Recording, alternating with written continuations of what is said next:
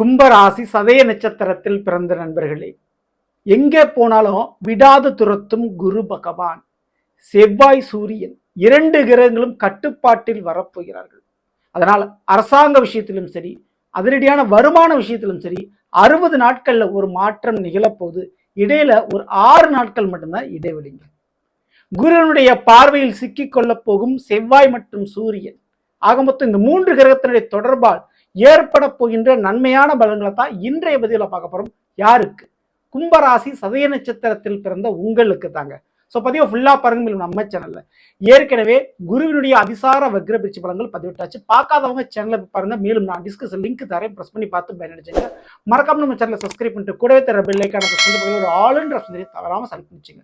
உடனே நான் பதிவிடக்கூடிய அடுத்தடுத்த பதிவுகள் உங்களுக்கு உடனுக்குடன் நோட்டிபிகேஷனாக வந்து சேரும்.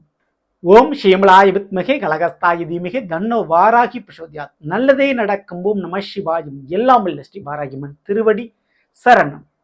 இன்றைய பதிவில் கும்பராசி சதய நட்சத்திரத்தில் பிறந்த நண்பர்களே, உங்களுடைய ராசிநாதன் கும்ப ராசிக்கு அதிபதி சனி பகவான் 2ஆம் வீட்டில் தன குடும்ப வாக்குஸ்தானத்தில் அமர்ந்திருக்கிறார்.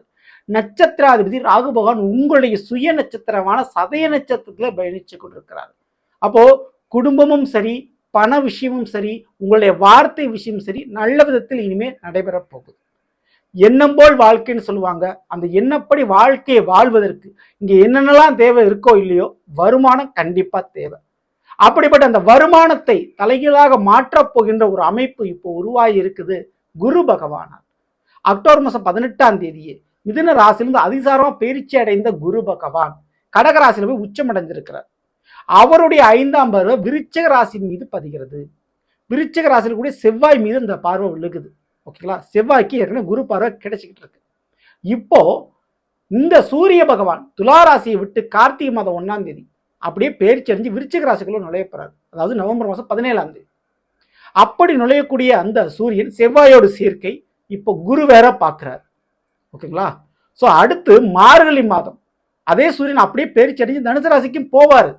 ஆனா அந்த மார்கழி 6ஆம் தேதி, அதாவது மார்கழி 1ஆம் தேதி சூரியன் பேரிச்சடி தனுசு ராசிக்கு போறாருன்னா 6ஆம் தேதியே குருவான் வக்ர நிலையிலே பின்னோக்கி பயணிச்சு மிதுன ராசிக்கு போயிடுவார். அங்கிருந்து சூரியனை நேரடி 7ஆம் பார்வையை பார்ப்பார்.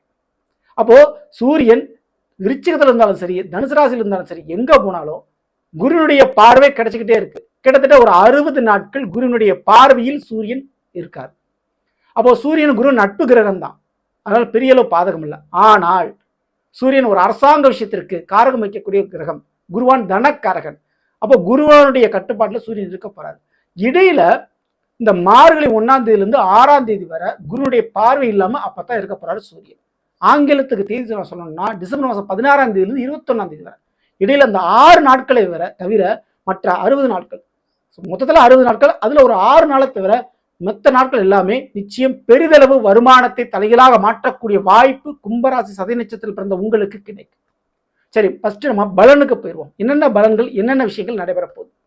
இந்த சதய நட்சத்திரத்தை பொறுத்த வரைக்கும் ராகுபவன் அமர்ந்திருக்கக்கூடிய வீடான கும்பத்திற்கு 10ஆம் வீட்டில் விருச்சிகத்தில் செவ்வாய் சூரியன் நினைவு குரு பார்வை. அப்போ 3 கிரகத்தினுடைய தொடர்பு அங்கே இருக்கு. ஓகேங்களா?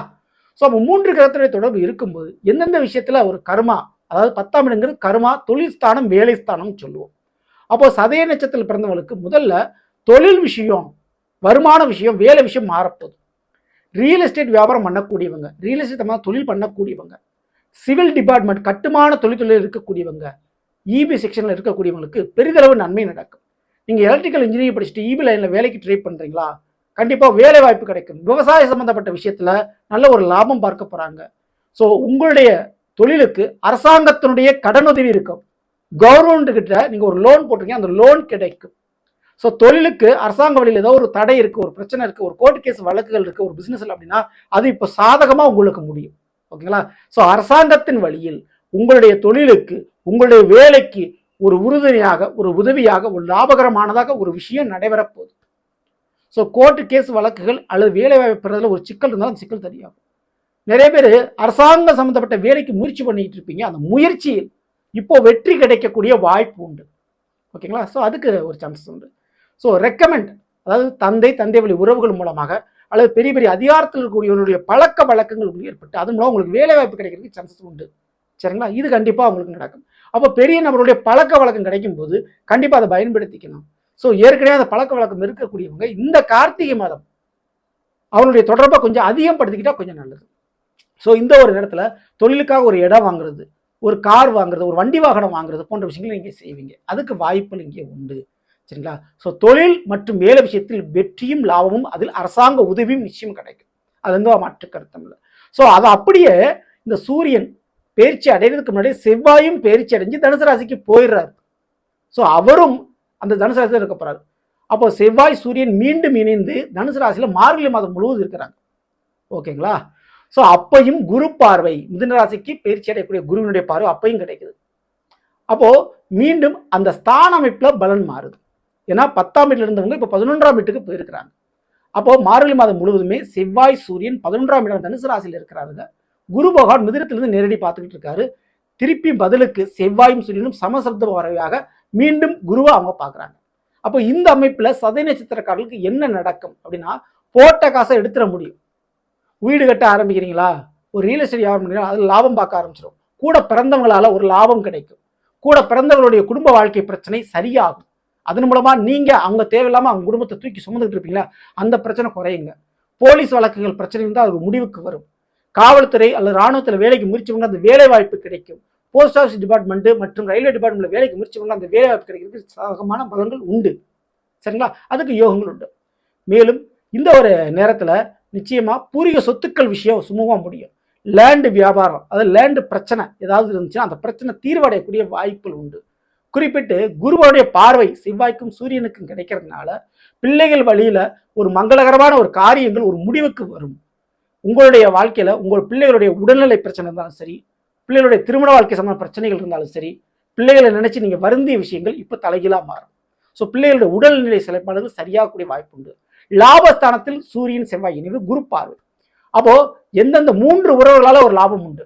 1 தந்தையால, 2வது சகோதர சகோதரியால, 3வது பிள்ளைகளால. இந்த 3 உறவுகளாலும் லாபங்கள் உங்களுக்கு உண்டு, பணவரவு உங்களுக்கு உண்டு.